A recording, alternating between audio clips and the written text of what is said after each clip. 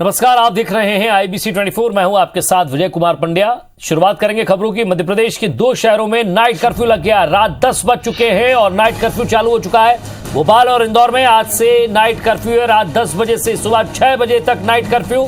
नगरीय विकास एवं आवास विभाग ने जारी किया ये अलर्ट। नगरीय निकायों के अफसरों को निर्देश दिए गए। मध्य प्रदेश में तेजी से जारी किया ये अलर्ट। नगरीय निकायों के अफसरों को निर्देश दिए गए। मध्य प्रदेश में तेजी से कोरोना के संक्रमित बढ़ रहे हैं। सिर्फ आवश्यक वस्तुओं की दुकानें ही खुली रहेंगी। डेयरी, थोक, किराना और दवाइयों की दुकानें खुली रहेंगी। लोगों की आवश्यक चीजों के लिए दुकानें खुली रहेंगी। आवाजाही पर पूरी तरह से रोक है। प्रदेश के 8 शहरों में आज रात 10 बजे से बाजार बंद रहेंगे। फिलहाल वहां कर्फ्यू नहीं है, लेकिन बाजार बंद रहेंगे।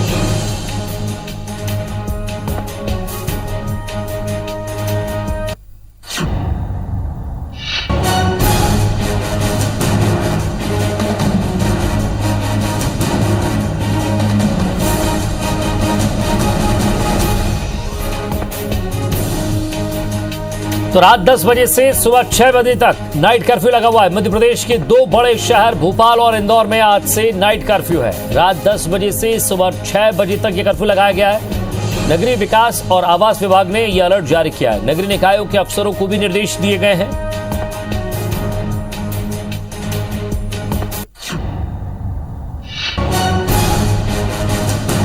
भोपाल और इंदौर से हमारे 2 संवाददाता हमारे साथ जुड़े हैं। सत्येंद्र सिंह भदौरिया हमारे साथ भोपाल से जुड़ रहे हैं, साथ ही साथ रवि हेमराज सिसोदिया हमारे साथ इंदौर से हैं। सबसे पहले मैं रवि आपके पास आता हूं।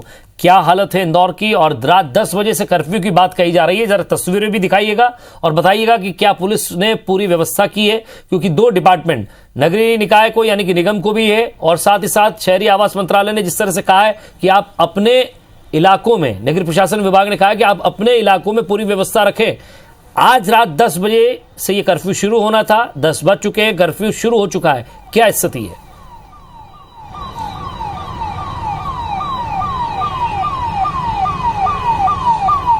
जी बिल्कुल, देखिए पुलिस ने यहाँ पर सख्ती दिखाना शुरू कर दी है, और जिस तरीके से आपको तस्वीरों के माध्यम से पहले दिखाना चाहते हैं कि 10 बज गया है और ऐसे में अब मेडिकल की जो दुकानें हैं और जो अन्य अति आवश्यक दुकानें हैं उन सबको छोड़कर इंदौर शहर के हम फिलहाल LIG चौराहे पर मौजूद हैं, और यहाँ पर जितनी भी सारी दुकानें वो बंद करवा दी गई हैं। सबसे महत्वपूर्ण यह है कि जितने भी लोग अपने घरों को लौट रहे हैं या किसी भी काम से जा रहे हैं, जिन लोगों ने मास्क नहीं पहने हुए हैं उनको मास्क पहनाया जा रहा है, उनकी गाड़ी रोकी जा रही है। जो अनावश्यक तौर पर रुके हुए हैं उनको पकड़ा जा रहा है, उनको थाने पर पहुंचाया जा रहा है, क्योंकि अब ये जो सख्ती है ये लगाना भी इसलिए अति आवश्यक है क्योंकि इंदौर शहर में भी कोरोना के मरीज जो हैं पिछले 3 दिनों से लगातार 200 से ज्यादा मरीज जो हैं सामने आ रहे हैं। और आप देख सकते हैं फिलहाल जितने भी लोग हैं उनको, जो लोग मास्क नहीं पहने हुए हैं उनको रोका जा रहा है। उनको रोकने के बाद बाकायदा मास्क पहनाया जा रहा है, और ये सख्ती दिखाना भी इसलिए अति आवश्यक हो जाती है क्योंकि इंदौर शहर जो है वहां पर जब मरीजों की रफ्तार कम हुई तो एकदम से कम हुई थी, लेकिन अब जब मरीज बढ़ रहे हैं तो काफी तेजी से बढ़ रहे हैं। पिछले 3 दिनों की यदि मैं बात करूं तो 200 से ज्यादा ही मरीज जो है इंदौर शहर में लगातार सामने आ रहे हैं, और ऐसे में इंदौर शहर में सख्ती करने की आवश्यकता भी इसलिए जरूर हो जाती है क्योंकि यहाँ पर हर वो ऐशो आराम की चीजें मौजूद है और लोग इसका ही प्रिविलेज उठाते हैं और बिल्कुल भी लापरवाही यहाँ पर बरत रहे हैं, जो कि साफ तौर पर यहाँ के आंकड़े जो कोरोना के हैं वो साबित कर रहे हैं कि यहाँ पे किस तरीके से लापरवाही लोगों द्वारा बरती जा रही है। तो सुबह रात को 10 बजे से सुबह 6 बजे तक आप देख सकते हैं कि जो फिलहाल 10 बज चुकी है और आपके सामने सख्ती जारी है। गाड़ी में जो वाहन चालक है उसको उतारा गया है, साथ में जो व्यक्ति उसको उतारा गया है, और अब देखा जा रहा है कि ये वाहन कहाँ जा रहा था, अनावश्यक तौर पर कहाँ घूम रहा था। इन सब बातों में जानकारी निकाली जा रही है। इंदौर शहर में भी क्योंकि कई मर्तबा देख सकते हैं कि जब लोगों को समझाई दी जाती है और जब वो आसानी से नहीं मानते हैं तो पुलिस को यहाँ पर सख्ती भी बरतना पड़ती है। वाहन चालक जो है वो नशे में है, और ऐसे में प्रयास किया जा रहा है कि जब इस प्रकार की जो स्थितियां निर्मित हैं उनसे निपटने के लिए सख्ती जरूरी है। और जो जिला प्रशासन ने गाइडलाइन यहाँ पर जारी की है उसको लेकर कम से कम उस पूरी तरीके की सख्ती जो है वो यहाँ पर पुलिस बरते। और चूंकि देर शाम की अगर बात करें तो यहाँ पर नगर निगम प्रशासन ने भी चालान बनाना शुरू कर दिए थे और शाम को 6 बजे के बाद से ही सख्ती का जो आलम था वो इंदौर की सड़कों पर देखा जा सकता था। जी चलिए जरा भोपाल की स्थिति समझने की कोशिश करते हैं सत्येंद्र, वहां क्या चलिए जरा भोपाल की स्थिति समझने की कोशिश करते हैं सत्येंद्र, वहां क्या स्थिति है, क्या देख रहे हैं आप?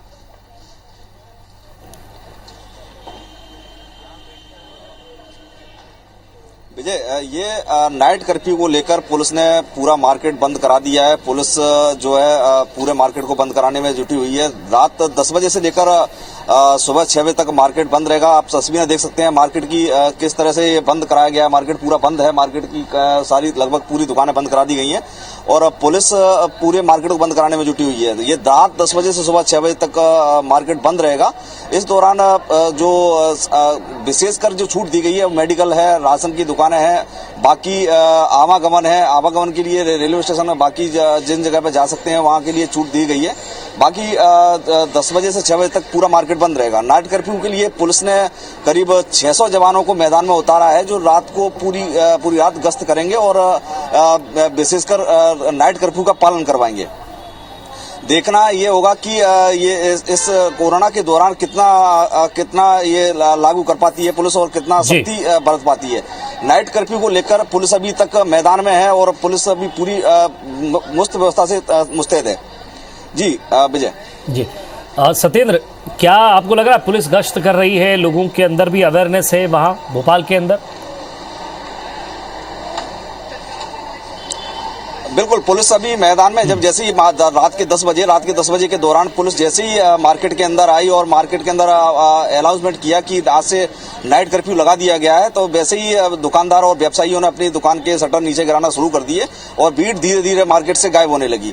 आप देख सकते हैं तस्वीरों के द्वारा कितने सारा मार्केट पूरा बंद करा दिया गया। हम राजधानी के सबसे व्यावसायिक क्षेत्र कहा जाने वाले न्यू मार्केट में इस समय मौजूद हैं। यहाँ पर लगभग सारी दुकानें बंद हो चुकी हैं और कहीं भी कुछ जो दुकानदार हैं वो मार्केट बंद करके अपने घर की तरफ रवाना हो गए हैं। यह नाइट कर्फ्यू रात को 10 बजे से सुबह 6 बजे तक लागू रहेगा। इस दौरान सिर्फ उन्हीं लोगों को आने जाने का मौका दिया जाएगा जो विशेषकर जिन लोगों को छूट दी गई है। इस दौरान 10 बजे के सुबह 6 बजे के बाद ही मार्केट पूरी तरह खुलेगा और बाकी जो दिनचर्या की चीजें हैं वो लागू होंगी। विजय जी, आप दोनों का बहुत बहुत शुक्रिया। नजर बनाए रखिएगा, आगे भी आपसे अपडेट लेते रहेंगे। तो लगातार जिस तरह से आपने देखा कि भोपाल और इंदौर में रात 10 बजे से कर्फ्यू की स्थिति है और कर्फ्यू में आपने देखा कि लगातार हमारे संवाददाता भी बने हुए हैं। इंदौर की स्थिति आपने देखी, पुलिस गश्त कर रही है, चेकिंग चल रही है, तो भोपाल में भी दुकानें बंद होती जा रही हैं। छत्तीसगढ़ की तरफ बढ़ते हैं। छत्तीसगढ़ में तेजी से बढ़ रहा कोरोना संक्रमण और आज इस साल के सबसे ज्यादा कोरोना मरीज मिले हैं। यहां पर छत्तीसगढ़ में आज 887 नए कोरोना मरीज मिले हैं, तो रायपुर में 287 और दुर्ग में 243 कोरोना नए मरीज मिले हैं। लगातार दूसरे दिन प्रदेश में 800 के पार कोरोना केस जा चुके हैं। पिछले 10 दिन में एक्टिव मरीजों की संख्या भी दोगुनी हो गई है। एक्टिव मरीजों की संख्या 5299 पहुंच गई है।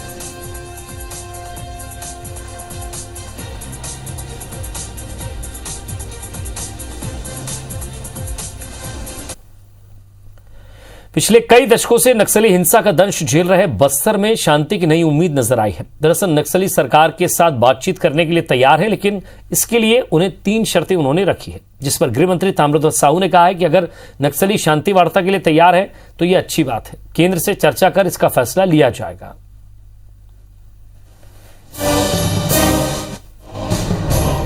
ये है वो 2 पन्ने का प्रेस नोट जिसे नक्सलियों की संगठन दंडकारण्य स्पेशल जोनल कमेटी ने जारी किया है। पत्र के जरिए नक्सलियों ने सरकार के सामने वार्ता का प्रस्ताव रखा, लेकिन इसके लिए संगठन की तरफ से 3 शर्तें रखी गईं।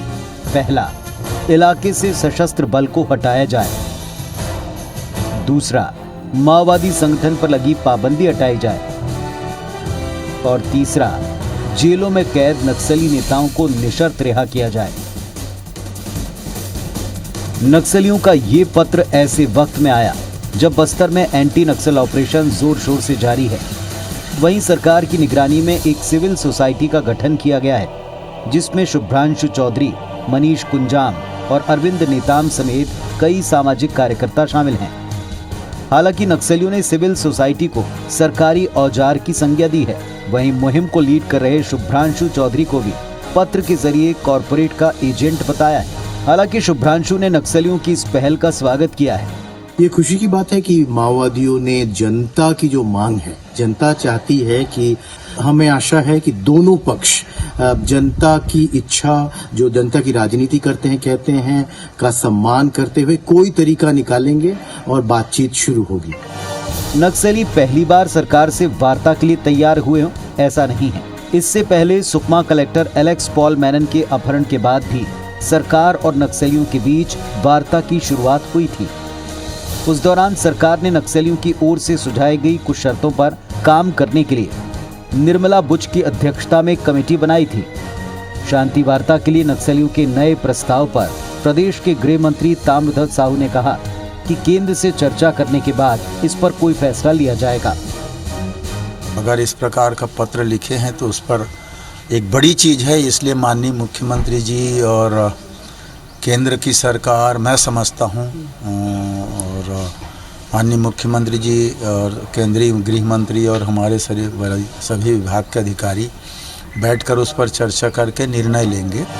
दूसरी तरफ बीजेपी मानती है कि सरकार को गुमराह करने के लिए नक्सली इस प्रकार की बात करते रहते हैं।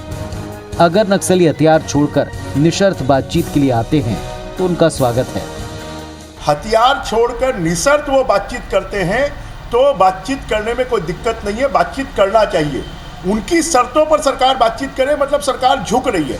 और लगातार इस प्रकार का बीच बीच में हर 2, 4, 5 साल में इस प्रकार की बातें वो सरकार को गुमराह करने के लिए, सरकार के एक्शन को ढीला करने के लिए इस प्रकार की बातें करते रहते हैं। बहरहाल दशकों से नक्सल हिंसा का प्रमुख केंद्र रहा बस्तर, नक्सलियों के इस पहल के बाद क्या शांति के रास्ते पर आगे बढ़ेगा, ये बड़ा सवाल है। आखिर नक्सलियों की ओर से अभी ये प्रस्ताव क्यों आया? क्या फोर्स की लगातार मूवमेंट और एंटी नक्सल ऑपरेशन से बस्तर में नक्सली कमजोर पड़े हैं? सवाल ये भी, क्या शर्तों के साथ नक्सलियों से बातचीत करेगी सरकार? जाहिर है शांति वार्ता की पहल इस बार नक्सलियों की तरफ से है। ऐसे में आने वाले वक्त में सरकार इस पर क्या रुख अपनाती है, ये देखने वाली बात होगी। नरेश मिश्र, IBC 24, जगदलपुर। छत्तीसगढ़ पाठ्य पुस्तक निगम ने गंभीर आर्थिक अनियमितता का मामला सामने आया है। बिना सक्षम प्राधिकारी के हस्ताक्षर के ही 72 करोड़ से ज्यादा का भुगतान कर दिया गया और इसका खुलासा छत्तीसगढ़ राज्य संपरीक्षक के ताजा पत्र से हुआ है। निगम के अध्यक्ष शैलेश नितिन त्रिवेदी ने इस मामले में कार्रवाई के निर्देश दिए हैं। साथ ही कहा है कि दोषी अधिकारियों के खिलाफ FIR कराई जाएगी। उन्होंने बताया कि साल 2019 में निगम की कार्य समिति में तय किया गया था कि 1 लाख से ज्यादा के भुगतान पर पाठ्य पुस्तक निगम के प्रबंधक के साथ राज्य वित्त सेवा के अधिकारी के हस्ताक्षर अनिवार्य होंगे, लेकिन इस आदेश के बाद भी हस्ताक्षर के बगैर 72 करोड़ से ज्यादा का भुगतान किया गया। वहीं 8 करोड़ 40 लाख रुपए के अन्य भुगतान का केस भी बेहद गंभीर है। सारी अनियमितता तत्कालीन महाप्रबंधक अशोक चतुर्वेदी के कार्यकाल में हुई है।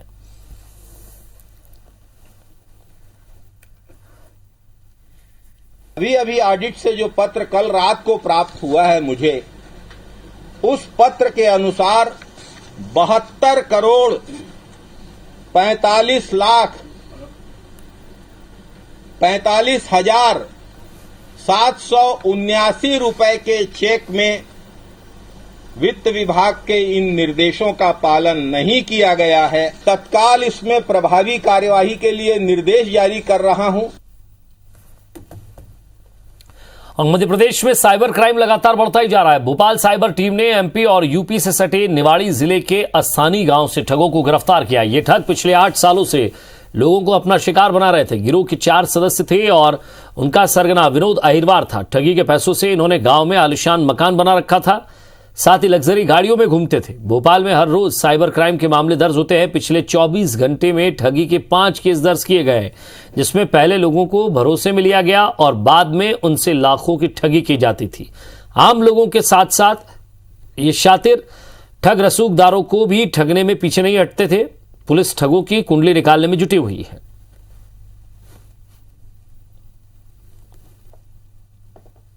पिछले 5-6 साल से काम कर रहे थे।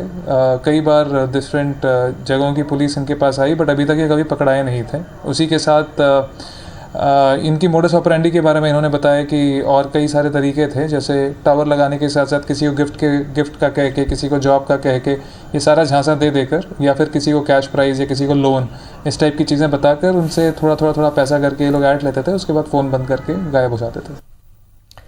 इंडियन एयरफोर्स का MiG-21 बाइसन एयरक्राफ्ट सुबह हादसे का शिकार हो गया। इसमें IAF के एक ग्रुप कैप्टन A गुप्ता शहीद हो गए हैं। हादसा एयरफोर्स की सेंट्रल इंडिया बेस में उस समय हुआ जब MiG-21 एयरक्राफ्ट कॉम्बैट ट्रेनिंग के लिए टेक ऑफ कर रहा था। इंडियन एयरफोर्स ने इसे लेकर कोर्ट ऑफ इंक्वायरी बैठाई है। एयरफोर्स ने हादसे में शहीद कैप्टन के प्रति शोक संवेदना व्यक्त की है। फोर्स ने कहा है कि इस दुख की घड़ी में हम उनके परिवार के साथ हैं। वहीं CM शिवराज सिंह चौहान ने ट्वीट कर शोक संवेदनाएं जताई हैं।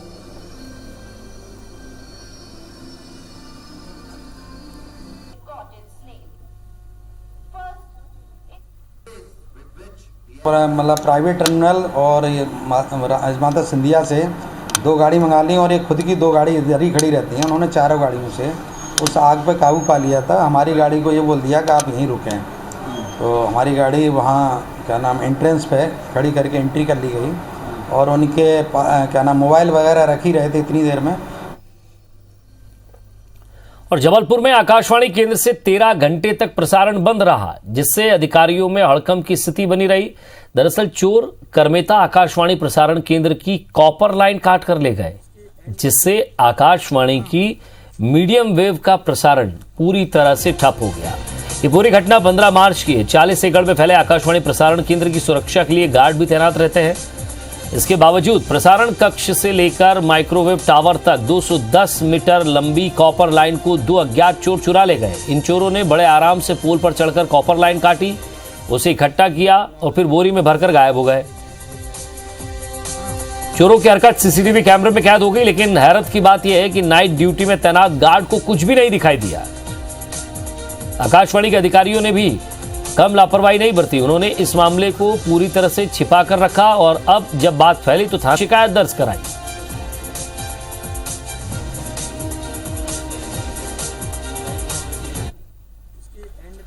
इधर दुर्ग जिले में अब पर्यावरण प्रदूषण को कम करने के लिए जैव विविधता वाली जगहों को संरक्षित कर बढ़ाने की कोशिश की जा रही है। BSP की नंदिनी माइंस में लाइमस्टोन पत्थर निकाले जाने के बाद अब यह जगह BSP के लिए अनुपयोगी हो गई है, जिसे दुर्ग वन विभाग एक पर्यटन क्षेत्र के तौर पर विकसित करने की कोशिश कर रहा है, जिसे लेकर दुर्ग DFO ने BSP प्रबंधन से NOC की मांग की है। दरअसल दुर्ग वन विभाग 2500 एकड़ वाले नंदिनी माइंस को एक अभ्यारण्य के रूप में विकसित करने की तैयारी में है, जिसके तहत लगभग 17 किलोमीटर के इलाके में फेंसिंग की जाएगी। इस क्षेत्र में कई खदानों में पानी भरा है, जिसके चलते चीतल, हाइना और रेप्टाइल प्रजाति के जीव, कई प्रजाति के पक्षी यहां पाए जाते हैं।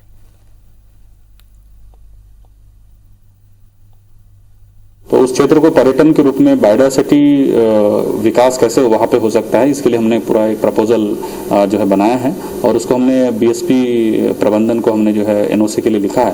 तो हमारे दुर्ग और भिलाई मतलब दुर्ग जिले के लिए और खास मतलब इवन हमारे राज्य के लिए भी बहुत बड़ा जो है अभ्यारण्य के रूप में डेवलप हो सकता है। छत्तीसगढ़ चैंबर ऑफ कॉमर्स चुनाव के चौथे चरण में आज रायगढ़ और जशपुर जिले में वोटिंग हुई है। रायगढ़ और जशपुर जिले के कुल 714 वोटर्स ने मतदान में हिस्सा लिया। मुख्य मुकाबला जय व्यापार पैनल और व्यापारी एकता पैनल के बीच है। रायगढ़ में प्रदेश उपाध्यक्ष और प्रदेश मंत्री के पद के लिए प्रत्याशियों के बीच कड़ा मुकाबला है। बिलासपुर में 5वें चरण में चैंबर ऑफ कॉमर्स की तरफ से 5 पदों पर हो रहे चुनाव के तहत आज वोटिंग हुई। बिलासपुर के चुनाव अधिकारी संजय मित्तल ने यह कहा कि चुनाव में कोरोना गाइडलाइंस का पूरा ध्यान रखा जा रहा है। रायगढ़ जिले में 85% वोटिंग होने की पूरी वाली संभावना है, क्योंकि रायगढ़ जिले के मतदाताओं को पहली बार रायगढ़ में वोट डालने का अवसर मिल रहा है। रायगढ़ जिले में जो व्यवस्था दी गई है कि प्रत्येक मतदाताओं को 5 वोट डालने हैं, 3 वोट प्रदेश स्तर के हैं। अधिकारी अच्छे से व्यवस्था लगाए हुए हैं, प्लस जो रायगढ़, खरसिया, सारंगढ़, बरमकेला, सरिया से सब आगे उसा और कोई आकस्मिक घटना नहीं हुई है। एक आस वोट पड़ा है जो बेनामी पड़ा है, फर्जी वोट पड़ा है, उसके लिए वो जांच अधिकारी जांच भी कर रहे हैं। 4 दशकों से व्यापारी एकता पैनल चैम्बर ऑफ कॉमर्स में काम कर रहा है और हमारा एक विजन है कि हम हमारे यहाँ छोटे से छोटा दुकानदार से लेकर के बड़ा इंडस्ट्रीज भी उसका सदस्य है। हम एक विजन के साथ चल रहे हैं कि जो छोटे हमारे दुकानदार हैं और मीडियम मध्यम वर्गीय दुकानदार हैं उनका हमको ध्यान रखना है। छत्तीसगढ़ चैम्बर इंडस्ट्रीज की एक गाइडलाइन है हमारी, उस गाइडलाइन के थ्रू हम वर्किंग कर पा रहे हैं। उस गाइडलाइन के तहत जो भी प्रॉब्लम्स आती है हम सॉल्व करते हैं। और इसी के साथ फिलहाल इस बुलेटिन में इतना ही। नमस्कार।